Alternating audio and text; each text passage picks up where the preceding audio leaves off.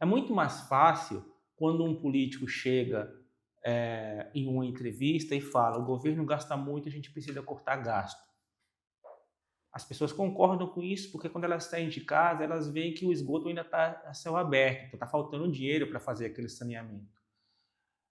Quando elas descem a rua e veem um buraco, ela fala: pô, precisa consertar aqui esse asfalto, então está faltando dinheiro para cá. O governo está gastando muito com outras coisas, está pagando altos salários para juiz, está dando muito dinheiro para o serviço público, para o servidor público, e esse dinheiro não está chegando aqui. Então é fácil para as pessoas comprarem esse discurso de que o governo está gastando muito, a gente vai cortar gasto. Só que esses mesmos agentes políticos que pedem esse corte de gastos, eles não explicam de onde cortar. Porque se ele chegar e falar: olha, vamos congelar o salário mínimo por 6 anos, que foi uma proposta que até o Paulo Guedes falou em determinado momento, vamos paralisar e diminuir, demitir metade do funcionalismo público, como o Milei fez na Argentina. O funcionalismo público, as pessoas acham que é só aqueles que trabalham lá em Brasília, não entendem que tem funcionário público no hospital que atende ela, né? Professor na No escola. professor na escola, não entendem isso, né? Acham que é tudo lá em Brasília.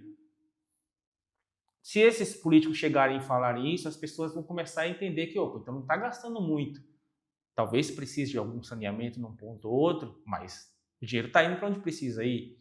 Mas esse segundo passo não vai acontecer. Então, esse discurso de vamos cortar é muito mais fácil.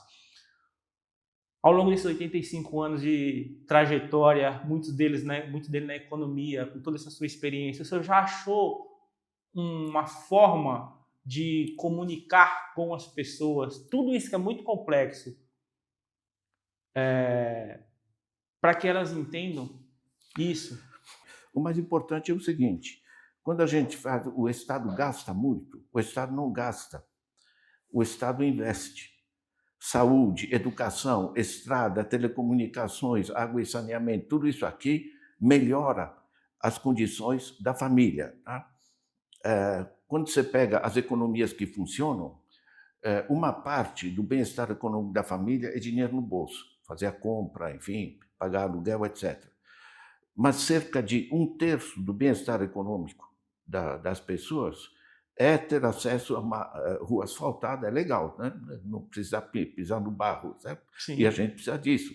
É ter a escola, é ter o hospital no bairro, é ter um parque no bairro, todas essas coisas. Ou seja, o que a gente chama de salário indireto é dinheiro que você pagou com os seus impostos e o Estado vai fazer, de um lado, políticas sociais, saúde, educação, segurança, coisa assim, de outro lado, infraestruturas, né?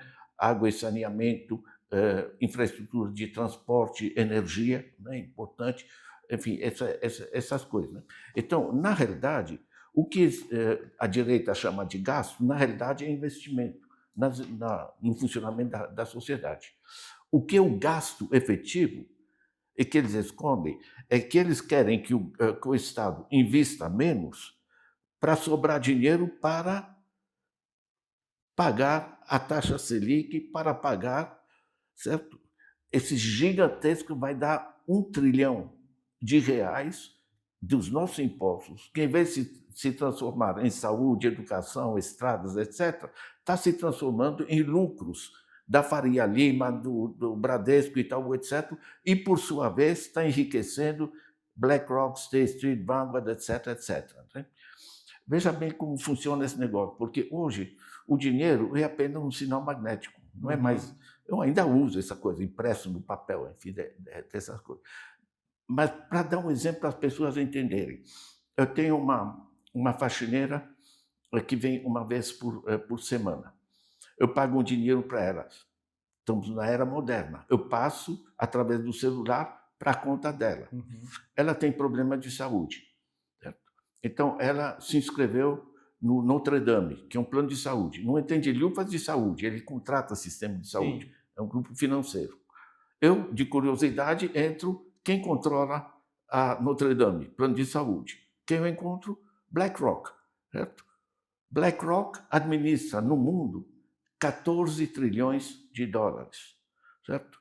Ninguém sabe o que é 14 trilhões de dólares, mas o Donald Trump administra 7 trilhões, é o orçamento federal dos Estados Unidos. Larry Fink, da BlackRock, administra 14 trilhões. Veja bem, com que facilidade na era do dinheiro imaterial, o professor Ladislau pega parte do seu salário, paga a diária de uma faxineira aqui, certo? Que vai parar na mão da Notre Dame, que, por sua vez, vão parar, em grande parte, na mão. Está me entendendo? Nós somos um sistema de dinheiro imaterial em que drenar as contas da pessoa, o dinheiro das pessoas, se tornou gigantesco. E esse dreno é feito através de protestar contra os gastos, que eles chamam, né? Vamos ser sérios, gastar pouco. Né? Pelo contrário, você tem que investir em saúde, educação, dessas coisas. Certo? Aí é dinheiro que vai para os grandes grupos financeiros, certo? É o endividamento das famílias, também juros, é a privatização da Vale, da Eletrobras, etc. É muito interessante isso. Quando você privatiza, você desnacionaliza. Certo? A Vale, em vez de gerar dinheiro para o Estado fazer universidades e coisas do gênero, a Vale privatizada paga dividendos. Para quem? Para grupos nacionais, Faria Lima, etc., são os aplicadores financeiros. Certo? Eles gostam de se chamar de investidores. Não é aplicação financeira. Certo? Na realidade, faz parte desse dreno global. Quer dizer, quando a gente diz que o Estado gasta demais, a gente tem que passar os olhos para o outro lado. O gasto demais é que eles estão dando para os grupos financeiros que estão drenando todo o sistema. O investimento efetivo, nós temos que pôr, sim, muito mais dinheiro. Você dizer que você criar universidades, investir em estradas é gasto, é uma idiotice, porque isso gera uma sociedade mais produtiva, mais inclusiva. Isso. Todo mundo aplaude, e talvez deva ser aplaudido mesmo, tende a ser aplaudido mesmo, quando uma cientista brasileira vai na mídia e fala: olha, talvez eu tenha descoberto aqui uma molécula que ajude as pessoas a voltarem a andar. Uma professora de uma universidade pública brasileira. Todo mundo aplaude isso. Mas se você for perguntar para esse mesmo grupo de pessoas, elas acham que a gente está gastando muito com dinheiro de universidade. Então, assim, essa pesquisa dessa professora depende do dinheiro público, depende do investimento do Estado para que ocorra. Então, assim, se amanhã ou depois essa pesquisa se provar, né, efetiva e promissora, e ela realmente consiga fazer as pessoas voltarem a andar, Sabe que foi porque a gente precisou financiar. Né? o mais importante é que na mídia de comunicação, essa mídia pertence todos aos mesmos grupos, né, uma mídia comercial, certo? Eles passaram a qualificar de gasto tudo que é investimento. Entende? Agora, você criar mais escolas, você dinamiza. Eu acompanho e fiz trabalhos lá, a China, certo? Eu pego os países nórdicos, eu pego a Finlândia, certo? A Finlândia, o Estado investe pesadamente na educação e na ciência e tecnologia, o que tornou o país, que era exportador de madeira, para um país de elevado nível científico-tecnológico, que é o principal eixo de avanço econômico hoje, certo? Isso é muito interessante se a pessoa que assiste isso, né, pensar o que é gasto, o que é investimento. Se eu coloco dinheiro, por exemplo, em generalizar o acesso, bom acesso à internet nas escolas, no sistema escolar brasileiro, sabe o que isso vai gerar? Gente muito mais produtiva, gente mais coisa, vai multiplicar recursos. Se eu pego, por exemplo, e monto um programa de apoio científico-tecnológico para a agricultura familiar, certo?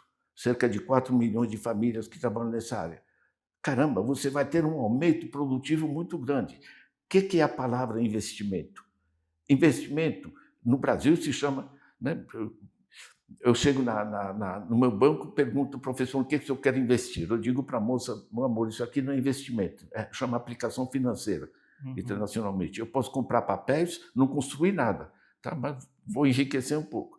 Ou seja, investimento é quando você gera novos recursos a partir de para onde se orienta o dinheiro. E na mão do Estado, saúde, educação, infraestruturas, tudo isso multiplica a base de riqueza do Estado. Agora, todo o dinheiro que eles não mencionam, certo? O gasto efetivo é tudo o que vai para os grandes grupos financeiros, seja nos dividendos da Petrobras ou da Vale, certo? Seja através da taxa Selic, seja através da agiotagem aplicada sobre as famílias pelos grandes bancos. Né? Se as pessoas, para mim, esse é o eixo das pessoas entenderem. O que está travando a economia brasileira é o dreno financeiro, não é o Estado gastar, entre aspas, demais.